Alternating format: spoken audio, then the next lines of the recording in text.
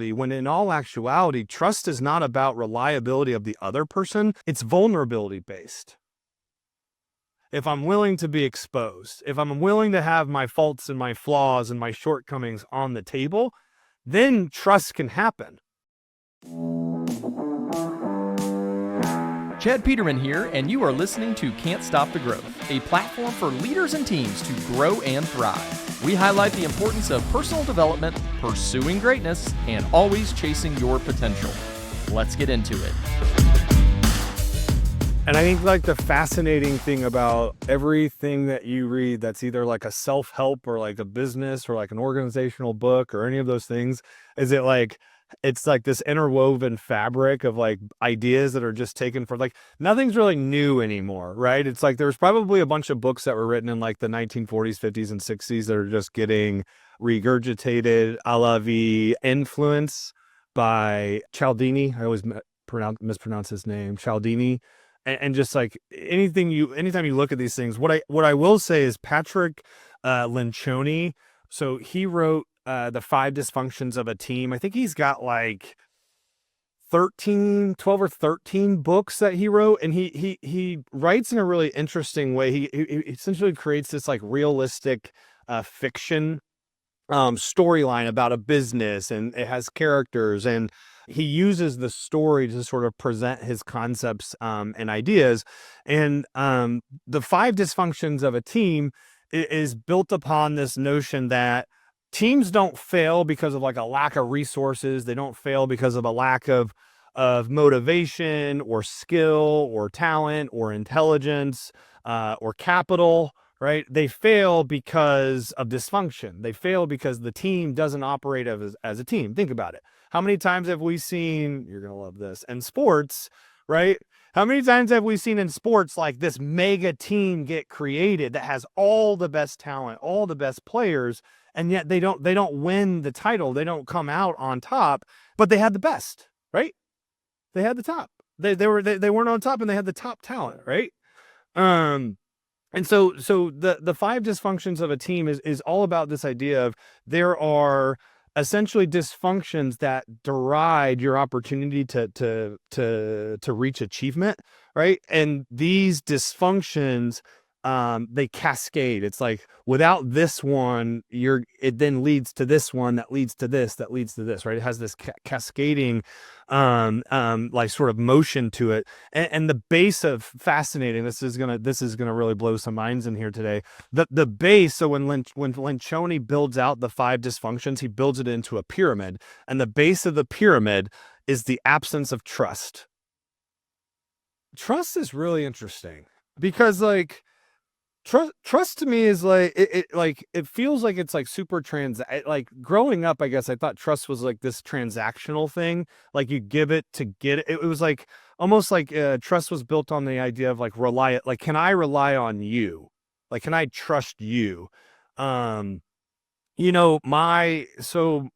father, my dad is from Florida, and he grew up in Bloomington, which, by the way, Indiana Hoosier football, holy smokes, incredible stuff. He grew up in Bloomington, and my dad always reminded me as a kid that when he was born in 1949, so he's 76, and he reminds me all the time that when he played basketball, two things were true then that are no longer true. Number one, in Indiana, when he played high school basketball, it was single class basketball. So you could only have one champion.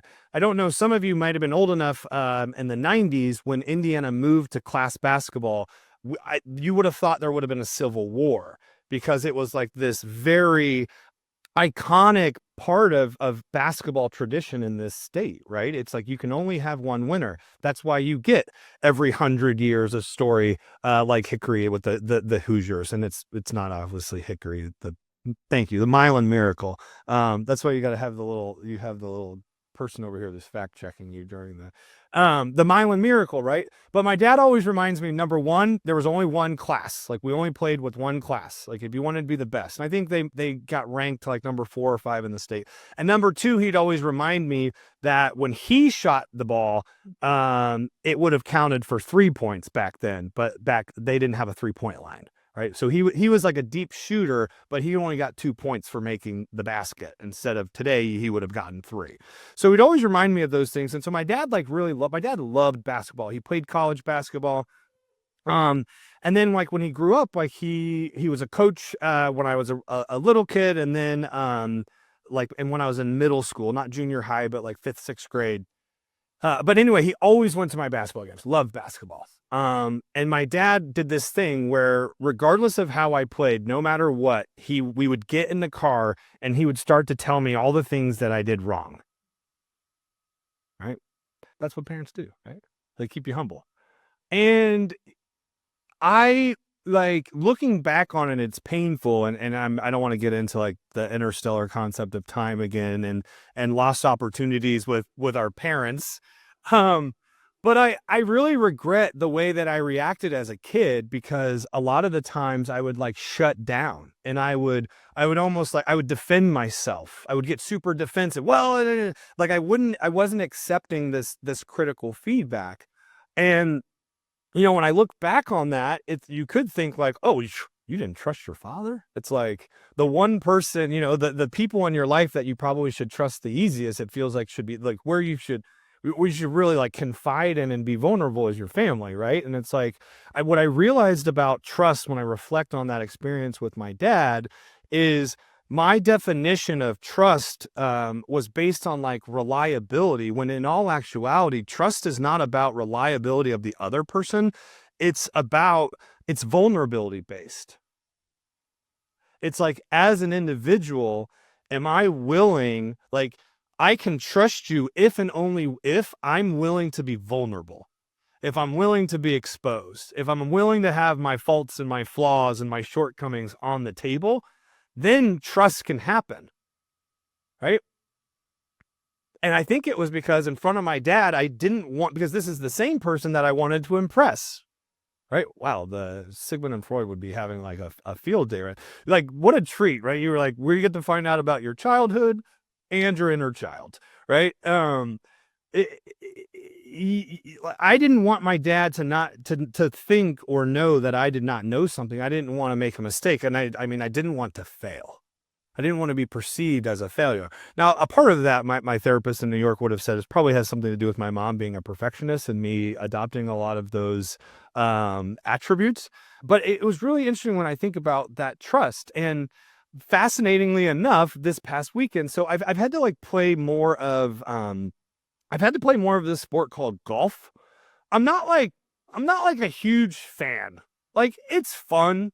You can have a couple like adult beverages on the course and it's an enjoyable thing. But I've realized with work that this is the thing that a lot of people like to do in a professional setting, especially men. And here we are. So now I am a golfer and I have golf attire. And my dad was also a golf coach. So I was hanging out with some friends close to where my parents live. They live outside of like Trafalgar, Morgantown, Lamb Lake area. And I was like, you know what? There's a driving range, Tamika Woods. And I reached out to my dad and I was like, hey, unfortunately, I thought the golf season was over,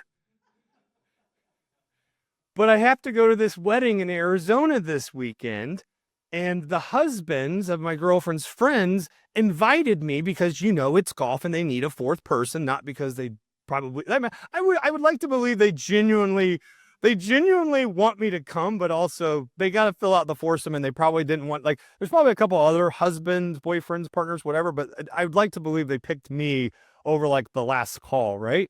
And I was like, unfortunately, Dad, there's still some golf left to be played this season. And, while I don't mind making a fool of myself in front of our manufacturing friends or my own personal friends, I'd prefer that I don't make a fool out of myself in front of these folks. And so we went over to Tamika Woods, great setup there, fully autonomous. No one manages the driving range. It's out in the middle of nowhere, if you know what Trafalgar Land is like. And me and my dad spent like 90 minutes, and I told myself like I was going to be open, I was going to be vulnerable, I was going to listen to the wisdom. He was a golf coach, right? He at one time actually thought he was gonna try to join the pro tour as a golfer. And then my mom got pregnant, and then you guys, we all know how kids just destroy all dreams, right? It's like that's the um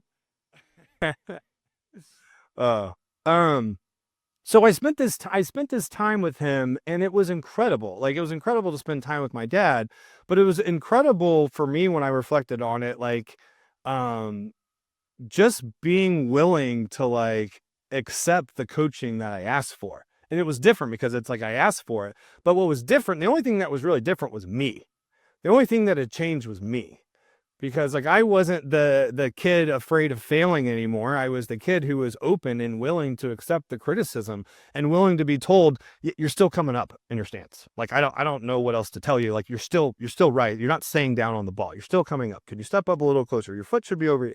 And it was an incredible experience. And I actually left that experience feeling like, you know what?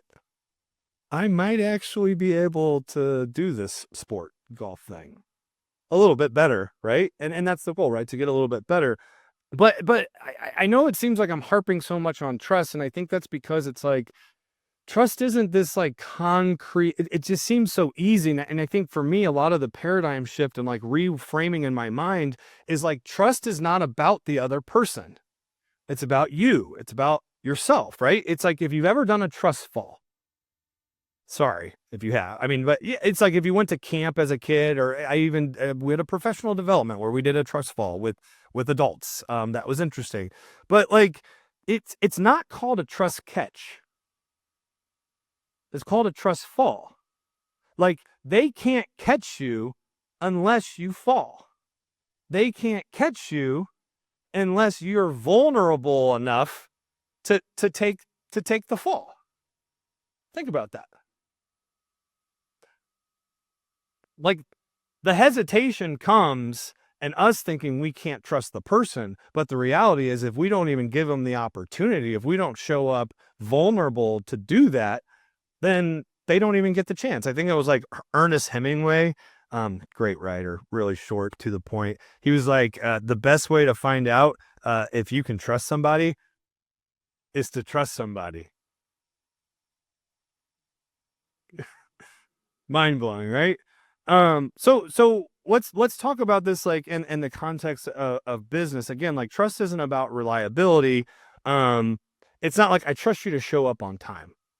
I trust you to deliver the 6 options.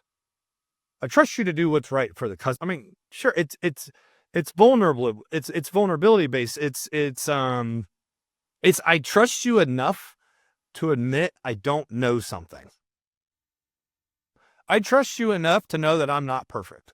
I trust you enough to be able to share with you that I make mistakes and I fail all the time.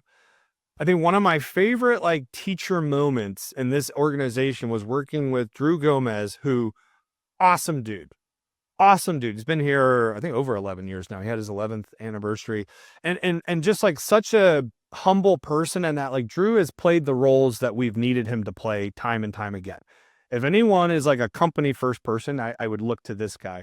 And I remember having this conversation with him one time because, Drew is by trade a plumber, right? And he's someone who embraced and was asked to call the call. He answered the call to teach and to train, right? But that's something that like people go to school and learn to do. And he's kind of learning it on the fly. And we had this conversation and he was like, well, one of the things I have to make sure of is that I always have the answer for these guys. Like, I gotta always make sure that I have the answer.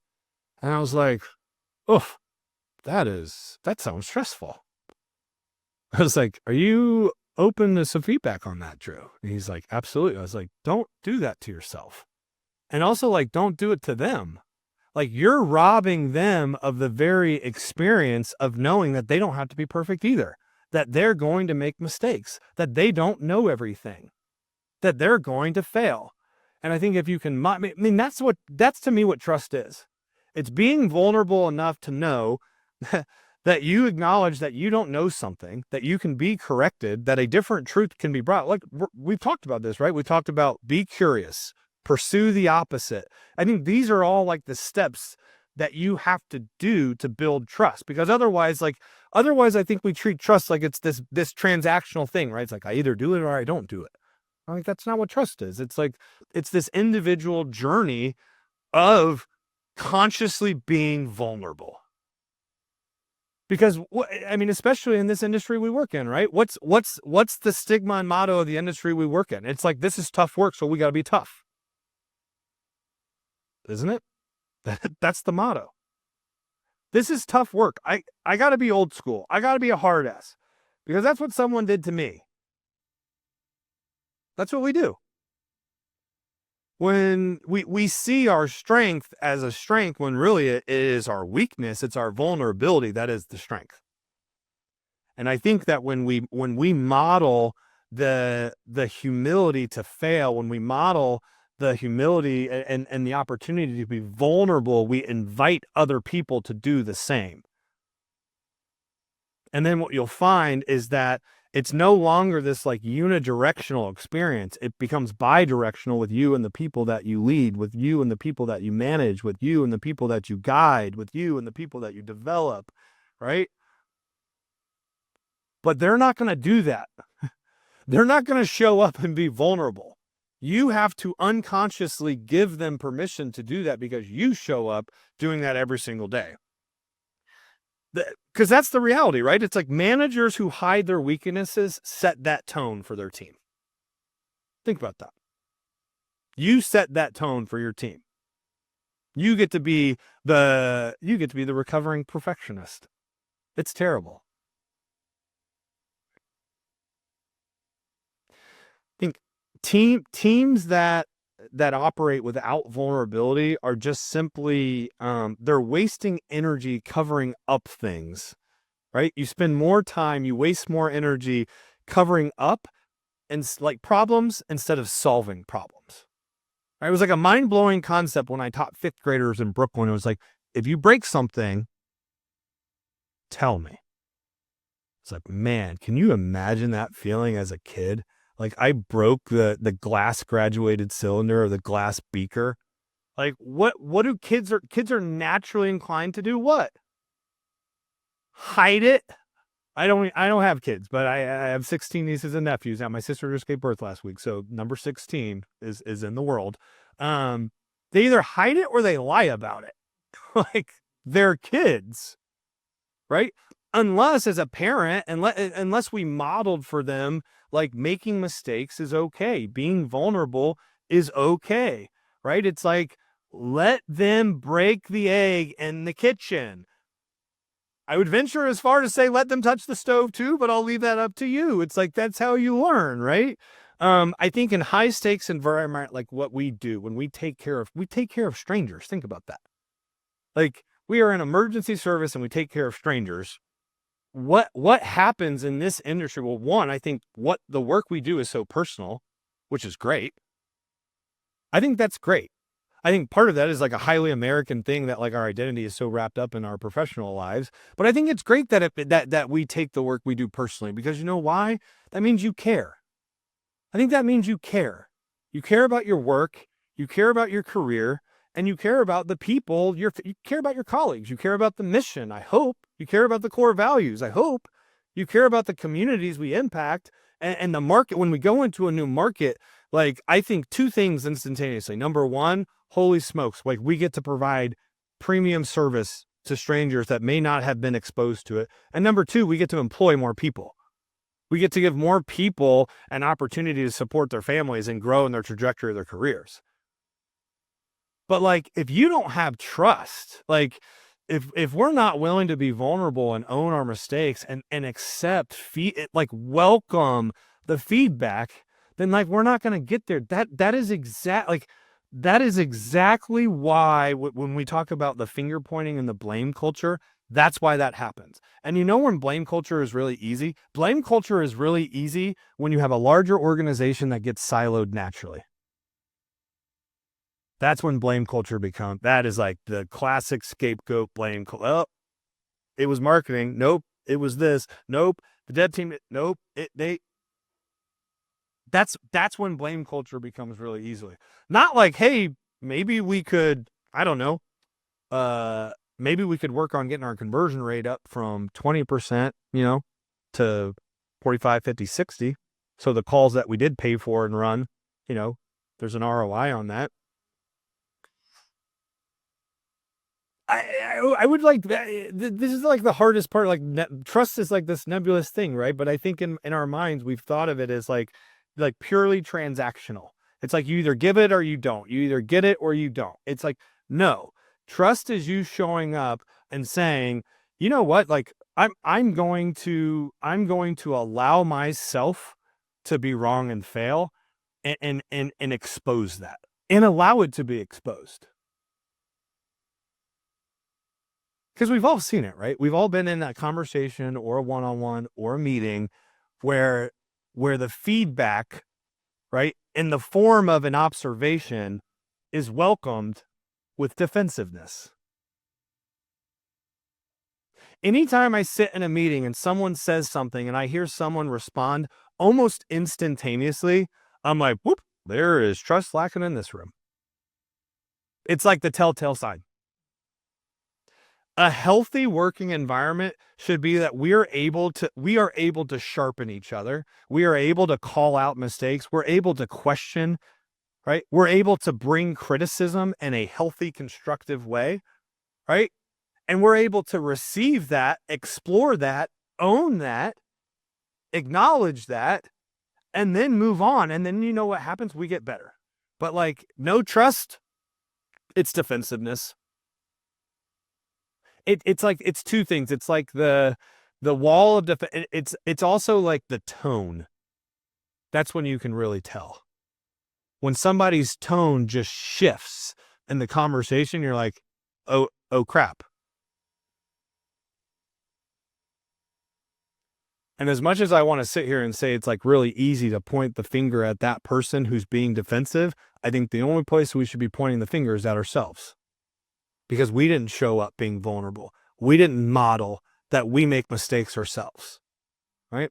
So I want you to think about that. Like, think about like, what do you think right now is like a professional weakness? And it feels weird saying weakness because I've usually been one of those learning and development guys who's like, it's a growth opportunity. It's an area of growth. It's a weakness. Like, I don't think I should shy away from that. Like, what is a professional weakness or mistake, right, that you've either had or continue to have with your team or with your colleagues that is preventing Peterman Brothers from reaching the levels of success that is possible? So I'll tell you mine in the effort and the spirit of being vulnerable. But you should always think of a strength too. What do I think my professional strength is that contributes to the success of this organization? I think that I offer like a different perspective that I think allows me to have a certain level of versatility. And in that, because I'm not tethered to certain concepts or historical modes of doing things, I think it allows me to recognize patterns faster. And when you recognize patterns faster, I think you can solve problems faster and easier. So I think I can see trends. I think I can also, I think I have a high emotional intelligence. I think that I can look at people and sense what's going on and make sure that I calibrate myself to cater to their needs. My weakness, what is my professional weakness that is preventing Peterman Brothers to get better is I am a perfectionist who is still the little fifth grader with his dad who's afraid of failure, who's afraid of looking stupid. I mean, we did the Johari window with managers and intelligence was one of the things. And I got a bunch of little intelligence check marks, which I then perceive as like, wow, people respect that I have a wide perspective. I know a lot about a lot of things, right? Which is great. But then the flip side of that is then you don't not want to ever not be the intelligent person. And I think why our company suffers because of my fear of failure is then I over-engineer things. I overthink things. And then when I overthink things, I decide that, you know what, maybe I should just do them myself because that's the perfectionist coming out. And then I don't delegate them. And when I don't delegate them, two things happen. I get over encumbered with work. And then number two, and even worse, I rob the people I manage of the opportunity to take on a new challenge. I have 3 regional managers that report to me, and one of them always consistently asks me, what can I help you with? What can I take off your plate? What can I do? And my weakness is thinking that like, I'm protecting this person, I'm shielding this person, I'm my perfection, and really like I'm robbing this person from an opportunity to add more value to the organization. So that's my professional weakness. Take 5 minutes today. Just think about it. Like, what are the strengths that you bring to the table that make this organization better? And maybe take 2 minutes with that one. Like, give yourself, like, it's important. It's important to acknowledge those things because everybody in this organization brings such valuable strengths that have gotten us to where we are and will continue to get us to new heights. And then maybe spend 3 minutes and allow yourself to even like trust is interesting because part of the vulnerability is trusting yourself, right? Be gentle with yourself, have some grace, but reflect on what are your professional weaknesses that are preventing or hindering Peterman Brothers, because it's preventing or hindering your team or yourself. But these are things that are preventing Peterman Brothers to reaching the success that we know is possible. Thanks for tuning in. If you'd like to connect with me personally, you can find me at chadmpeterman.com. To see what our team's up to, you can visit petermanbros.com. Don't forget to check out the YouTube channel and consider joining the CSTG Arena. As always, keep growing out there.